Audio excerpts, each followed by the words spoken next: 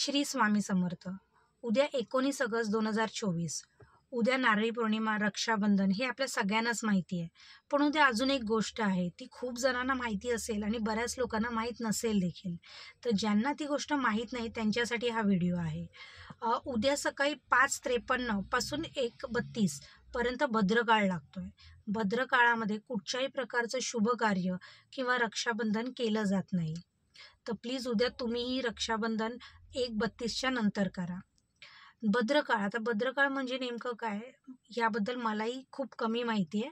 पण दंतकथा अशी आहे की शनिदेवांची बहीण भद्रा, तिच्यामुळे हा भद्रकाळ लागतो. सूर्यदेव आणि त्यांची पत्नी छाया यांची मुलगी भद्रा, तिचा जन्म हा राक्षसांचा नाश करण्यासाठी झाला होता. पण ती जन्मता क्षणी सगळ्या शुभ कार्यांमध्ये किंवा पूजाविधी, यज्ञ यांच्यामुळे यांच्या सगळ्यांमध्ये बाधा आणू लागली. या गोष्टीची काळजी करून सूर्यदेव भद्राला ब्रह्मदेवांकडे घेऊन गेले.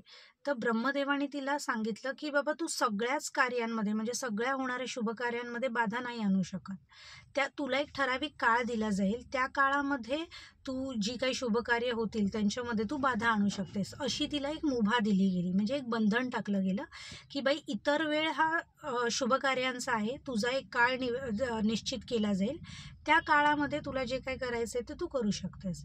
तो हा भद्रकाळ.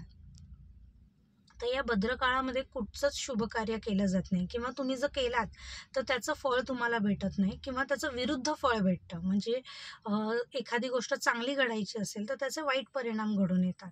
म्हणून कृपा करून उद्या सकाळी 5:53 ते 1:32 या काळात रक्षाबंधन करू नका. बाकी 1:32च्या नंतर तुम्ही रक्षाबंधन करूच शकता. सगळ्यांना नारळी पौर्णिमेच्या, रक्षाबंधनाच्या हार्दिक शुभेच्छा.